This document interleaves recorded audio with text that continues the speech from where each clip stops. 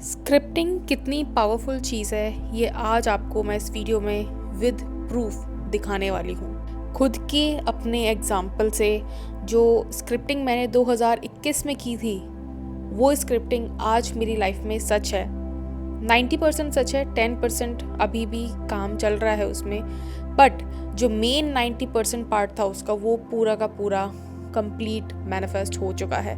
तो मैं आपको दिखाऊंगी वो इस वीडियो में। सो चलो स्टार्ट करते हैं video, but before that, hi, my name is Shivani, I am a manifestation coach. I teach people how to turn their dreams into reality using their own subconscious mind. So अगर आपको session लेना है तो आप description में जाओ, आपको सारी डिटेल मिल जाएगी। उसके अलावा if you want to buy my course manifester SP unapologetically, उसका भी लिंक आपको इसमें डिस्क्रिप्शन में मिल जाएगा। Also the link for my vlogging channel is also mentioned in the description, तो आप वो भी जाके चेकआउट कर सकते हो। एंड सबसे पहले हम बात करते हैं कि स्क्रिप्टिंग काम कैसे करता है और क्यों करता है, क्योंकि मैनिफेस्टेशन में स्क्रिप्टिंग का बहुत बड़ा रोल होता है।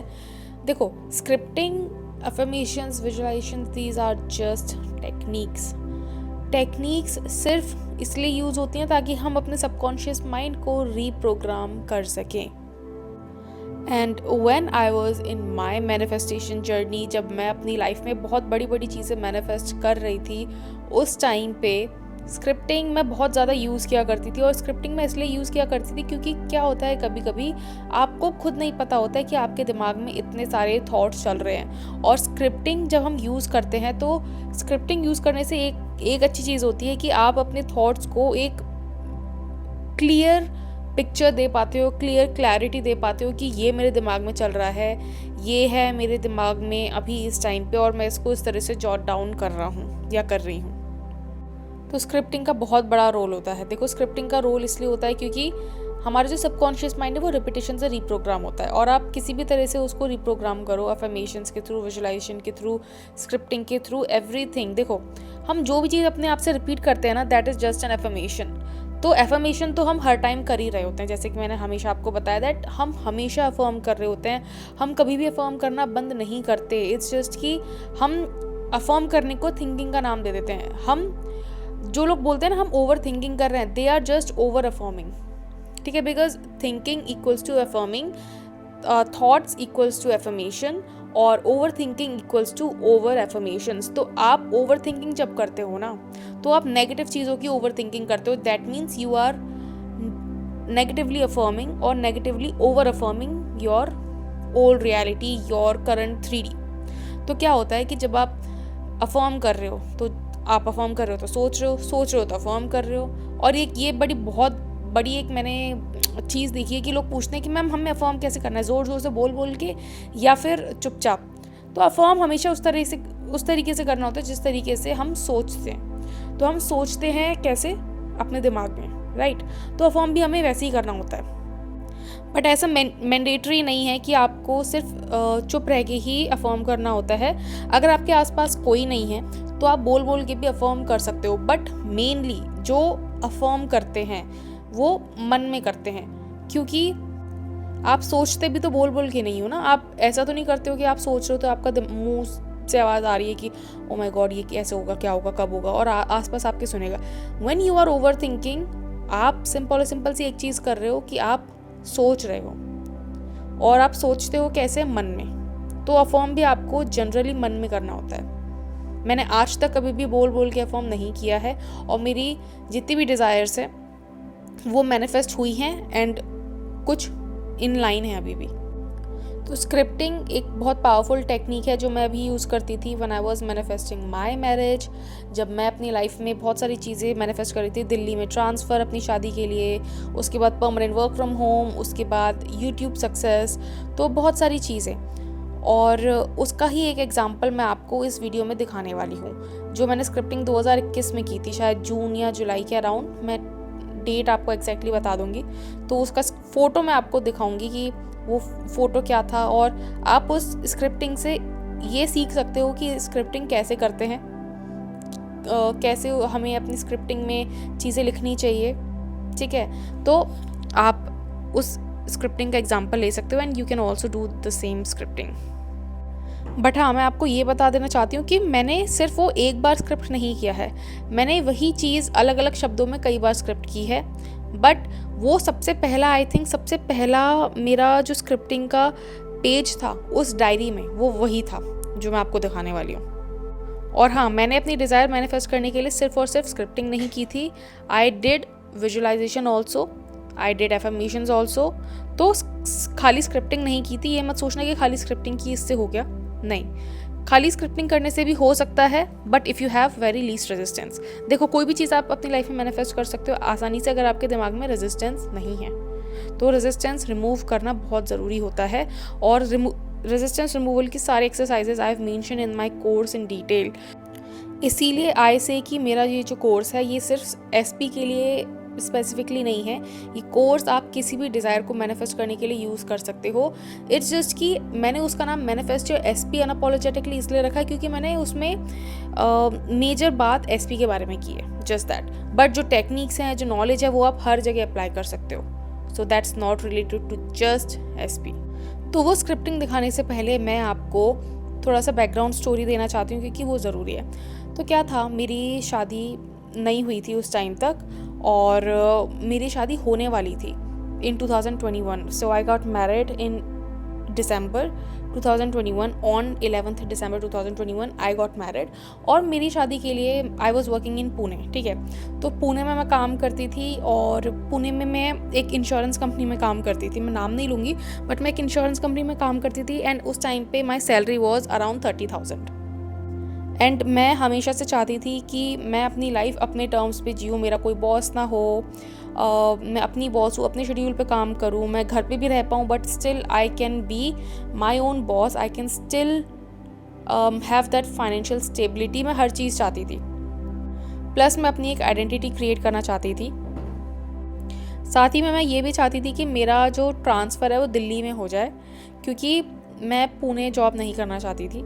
ऑल्दो मैं शादी के 1 साल बाद तक, मैं और मेरे हस्बैंड 1 साल तक पुणे रहे हैं शादी के बाद, बट मेरा परमानेंट वर्क फ्रॉम होम हो गया था। परमानेंट नहीं बोलूँगी, उस टाइम पे वर्क फ्रॉम होम मिल गया था मुझे, और उसके बाद I started manifesting permanent work from home. So that is a different story. ये मेरी एक्सेंचर की जॉब मैनिफेस्ट करने वाली वीडियो में है, तो आप जाके देख सकते हो, मेरे चैनल पे आपको मिल जाएगी कि how I manifested my job in Accenture, कैसे एक्सेंचर ने पूरा का पूरा एक नया डोमेन ही इंट्रोड्यूस कर दिया to make my desire come true. तो उसका सारा का सारा डिटेल आपको उस वीडियो में मिल जाएगा, आप जाके देख सकते हो। बट हाँ, मैं आपको ये बताना चाहती हूँ कि जब मैंने एक्सेंचर में जॉब स्टार्ट किया था, तो उस टाइम पे मेरा स्टार्टिंग में वर्क फ्रॉम होम था कुछ महीनों के लिए, और फिर उसके बाद हमें वापस से ऑफिस बुला लिया गया था, क्योंकि उनको लगा शायद कोविड चला गया, और which was actually the case. Covid बहुत हद तक चला गया था, तो they were calling everyone to the office, back to office. But मेरा सिलेक्शन हुआ था नवंबर अराउंड में, और उसके बाद जून तक, मई या जून तक हम लोगों को वर्क फ्रॉम होम था। तो उस पीरियड तक I stayed in Pune, my husband stayed उसके बाद भी in Pune, but I stayed till June in Pune. उसके बाद मैं बेंगलोर चली गई थी, और फिर दिसंबर में मुझे परमानेंट वर्क फ्रॉम होम मिल गया था इन 2022, जहाँ से फिर I did my work from home till 2023। उसके बाद I left my job to pursue YouTube full time. तो उस टाइम 2021 में जब मेरी शादी फिक्स हो गई थी, लहंगा वहंगा में लेने चले गई थी, सब कुछ था, तो उस टाइम पे आई डिड अ स्क्रिप्टिंग, क्योंकि मुझे दिल्ली ट्रांसफ़र चाहिए था, और मैं चाहती थी कि मैं शादी के बाद एटलीस्ट कुछ टाइम तो इन लॉज के साथ बिताऊँ, क्योंकि मैं नहीं चाहती थी कि I just wanted to experience that बहू वाली थिंग, एवरी सिंगल थिंग जो कि टीवी में दिखाते हैं। ओके, खाना बनाना सबके लिए और सबके साथ रहना, I try to enjoy every thing जो कि एक बहू करती है, उसके साथ होते हैं, वो रस्में निभाना चाहती थी, सब कुछ, एवरीथिंग। तो उसके बाद मैंने अभी जो आपको स्क्रीन पे स्क्रिप्टिंग दिख रही है वो की थी, और खाली यही स्क्रिप्टिंग नहीं की थी, मैंने इससे पहले भी की है स्क्रिप्टिंग, बट वो दूसरी डायरी में थी जो मैंने फेंक दी थी, क्योंकि अगर वो मेरे हस्बैंड के हाथ में लग जाती तो वो कहता, ओह माय गॉड, तुम्हारे दिमाग में क्या क्या फितूर चलते थे। तो वो मैं शादी से पहले पुणे फेंक कर आ गई थी। तो ये वाली स्क्रिप्टिंग, ये डायरी मैंने नई खरीदी थी, and my husband knows about this diary, but उसने कभी पढ़ी ही नहीं ये चीज़, क्योंकि he doesn't care about my stuff.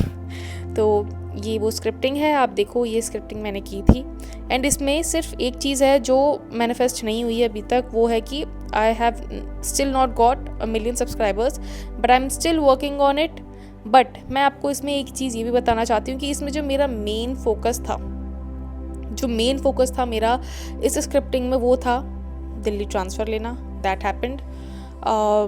दूसरा मेरा मेन फोकस था, वो था कि be my own boss, live my life on my own terms. It has happened.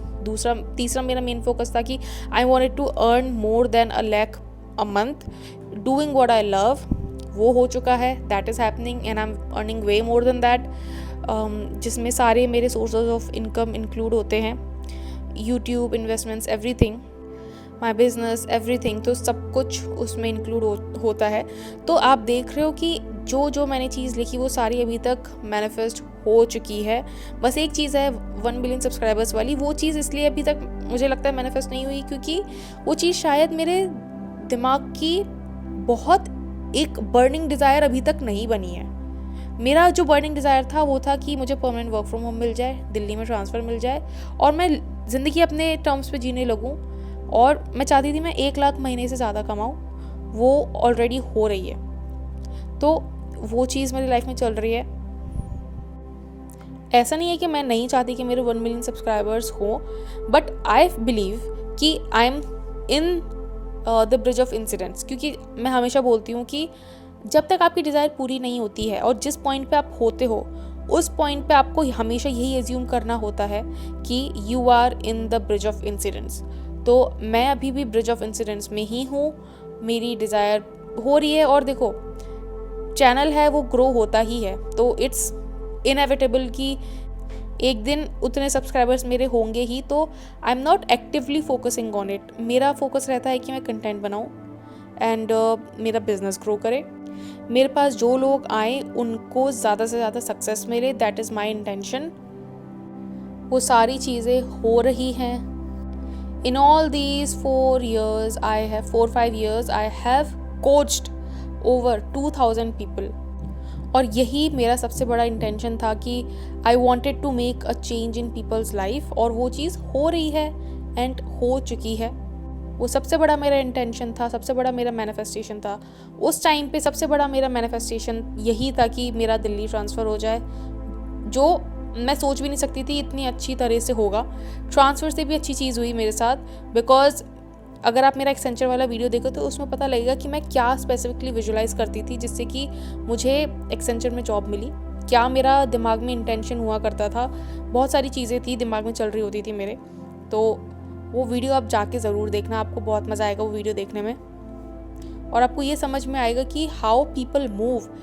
अगर दुनिया को भी मूव होना होगा ना आपकी डिज़ायर सच करने के लिए, तो दे विल मूव ऑटोमेटिकली, क्योंकि यही तरीका है जिससे आपकी रियलिटी काम करती है। आपकी रियलिटी ऐसे ही काम करती है जब आपके अंदर फेथ इतना स्ट्रांग होता है, जब आपके अंदर ये अपनी पावर को लेके सेंस इतना ज़्यादा स्ट्रांग होता है ना कि नहीं, मैं अपने दिमाग से दुनिया को मूव करके दिखाऊंगा।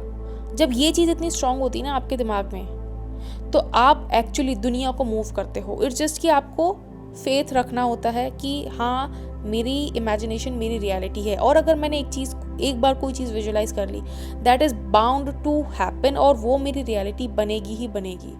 और वो चीज़ मेरी उस टाइम से ही बहुत ज़्यादा स्ट्रॉन्ग हो चुकी थी, क्योंकि मैंने देखो मेरी इसीलिए स्ट्रॉन्ग हो चुकी थी क्योंकि मैंने जिस तरह से अपना ब्रेकअप विजुलाइज किया था ना कि मेरे एसपी के साथ मेरा होगा, जो मेरा करंट हस्बैंड है, उस टाइम पे 2020 के टाइम पे, वो एक्चुअली मेरा उसी तरीके से हुआ था जिस तरीके से मैं विजुलाइज करती थी रो रो के।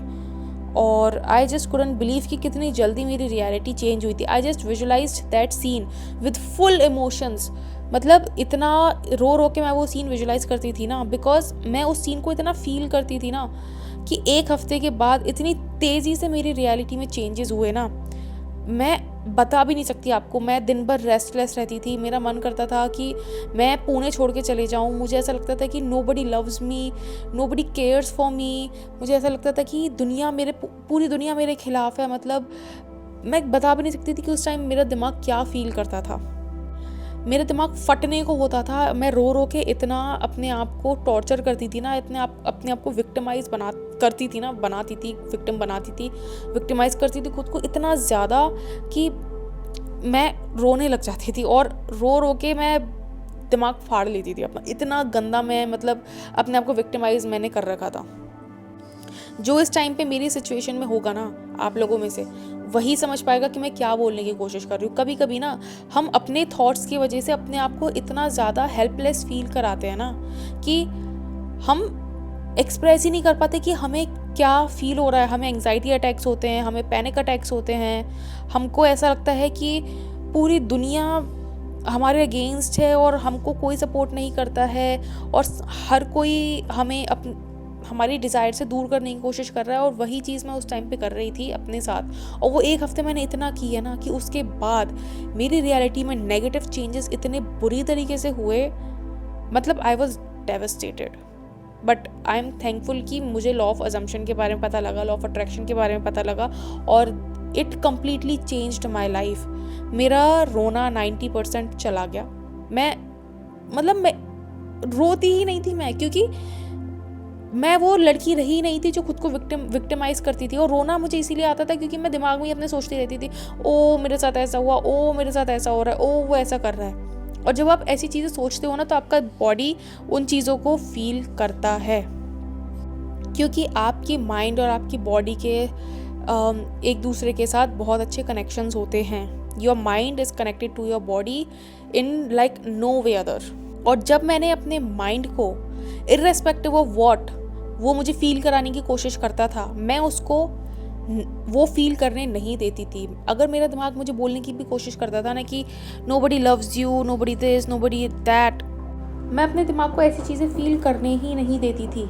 मैंने आपको बोला है ना कि अगर आपको अपने दिमाग को रिवायर करना है तो you have to force it, even in those time and not even specially in those times जब आपका दिमाग आपके ऊपर हावी हो रहा है। उस टाइम आपको आपके दिमाग को फोर्स करना पड़ेगा to think something else. This is the only option, इसके अलावा कोई ऑप्शन नहीं है। आप कितने भी कोचेस के पास चले जाओ, बट जब तक आप काम करने के लिए खुद पे तैयार नहीं हो, आप खुद को फोर्स करने के लिए तैयार नहीं हो टू थिंक समथिंग एल्स, भूल जाओ कि आप कुछ कर सकते हो, भूल जाओ कि आप मैनिफेस्ट कर सकते हो। रोबोटिक अफर्मेशन भी क्या है? रोबोटिक अफर्मेशन भी खुद को फोर्स करना ही तो है।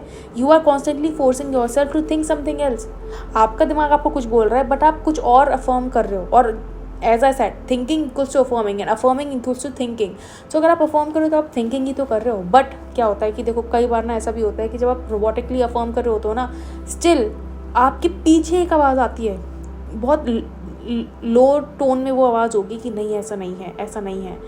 वो आपके ऊपर हावी होने की कोशिश करेगी, but you have to force it to say कि नहीं, this is my reality, I declare, I decree कि ये मेरी रियलिटी है। और आप नोटिस करोगे कि आप जितनी बार ये करोगे, आप उतना अपने अंदर चेंज फील कर पाओगे। और यही तरीका है चेंज फील करने का, यही तरीका है चेंज करने का खुद को, खुद के दिमाग को। आपका डिप्रेशन इसीलिए नहीं जा रहा है क्योंकि आप वो नेगेटिव चीज़ें सोचना बंद नहीं कर रहे हो। जो नेगेटिव चीज़ें आप सोचते हुए आ रहे हो, जो नेगेटिव चीज़ें आपका 3D आपको दिखा रहा है, आपके दिमाग को रीप्रोग्राम करना बहुत आसान होता है। बस शर्त इतनी सी है कि आपको थोड़ी सी मेहनत करने की ज़रूरत है खुद के ऊपर। पता है, जितने भी लोग मेरे पास आते हैं ना, उनमें से जो लोग सक्सेस होते हैं वो क्यों होते हैं? क्योंकि वो अपने ऊपर काम करने के लिए तैयार होते हैं। वो अपने आप को फोर्स करने के लिए तैयार होते हैं टू थिंक समथिंग एल्स। और अगर आपने डॉक्टर जो डिस्पेंजा की वीडियोस देखी होंगी ना, तो वो यही बोलते हैं कि you have to think greater than you are thinking right now. अगर आप अभी जो सोच रहे हो उससे बड़ा कुछ सोच ही नहीं सकते, उससे बड़ा कुछ दिमाग में बना ही नहीं पा रहे हो, तो you can never manifest. Okay, so ये चीज़ हमेशा याद रखो कि you are your own master. आप अपने दिमाग के मास्टर हो। और जब तक आप अपने दिमाग को कंट्रोल नहीं करोगे, आप जब तक अपने दिमाग को इधर उधर भागने से नहीं रोकोगे, आप इसी नेगेटिव रियलिटी में फंसे रह जाओगे। आपके माइंड को, आपकी बॉडी को कुछ नया फील करने की आदत डालनी पड़ेगी आपको खुद। समझ रहे हो? Your mind is so powerful कि वो कुछ भी क्रिएट कर सकता है। No circumstance is greater than your will power. अच्छा, अब मैं ऐसी एग्जांपल देती हूँ आपको। अभी मैं कुछ देर पहले अपने कमेंट्स पढ़ रही थी, उसमें शायद कोई तो एक वीडियो थी जहाँ पे एज गैप के बारे में मैंने बात की थी। तो एक कमेंट आता है कि अरे 7 साल तो कुछ भी नहीं है, 7 साल का एज गैप तो कुछ भी नहीं है, 13 साल का एज गैप के बारे में बात करो। अरे आप यही करते रह जाओगे, जो जिसने भी ये कमेंट किया है ना वो यही करता रह जाएगा कि नहीं मेरी सर्कमस्टांसेस तो बहुत बड़ी है, मेरी सर्कमस्टांसेस तो चेंज हो ही नहीं सकती। जब तक ये चीज़ आपके दिमाग से नहीं निकलेगी ना, एक्चुअली में आप नहीं चेंज कर सकते, क्योंकि आपने अपने दिमाग में ये इमेज बना रखी है कि मेरी सर्कमस्टांस भाई दुनिया में सबसे अनोखी है, मेरी सर्कमस्टांसेस दुनिया में सबसे टफ है, सबसे डिफ़िकल्ट है, वो तो चेंज हो ही नहीं सकती। और जब तक आपकी ये मेंटालिटी चेंज नहीं होगी, जब तक आप दूसरों की सक्सेस स्टोरीज देख देख के ये कंपेयर करना बंद नहीं करोगे कि अरे इसकी तो बहुत ईजी थी, मेरी तो बहुत टफ है, इसकी तो बहुत आसानी से हो गई, मेरी तो पेरेंट्स नहीं मार रहे, मेरे तो ऐसा नहीं हो रहा, मेरे तो वैसा नहीं हो रहा, जब तक ये करना नहीं बंद करोगे ना, भूल जाओ मैनिफेस्टेशन। ठीक है, तो इसको अब चाहे आप डांट समझो, इसको अब चाहे दुत्कार समझो, जो भी समझो, बट ये ट्रुथ है, ये आप अपने दिमाग में डाल लो कि जब तक आप अपने दिमाग में ख्याली पुलाव ये बनाने बंद नहीं करोगे कि ओ मेरे सर्कमस्टांसेस तो सबसे अलग हैं, दुनिया में सबसे भयानक मेरी सर्कमस्टांसेस हैं, तो सबसे भयानक आपके ही रहेंगे, क्योंकि that is your reality. I am talking about your reality because you are the master of your own reality. Okay, तो आई होप आपको ये वीडियो पसंद आई होगी, and if you did, you know the drill, like, share and subscribe, and yes I will see you in my next video. Until then bye bye, take care.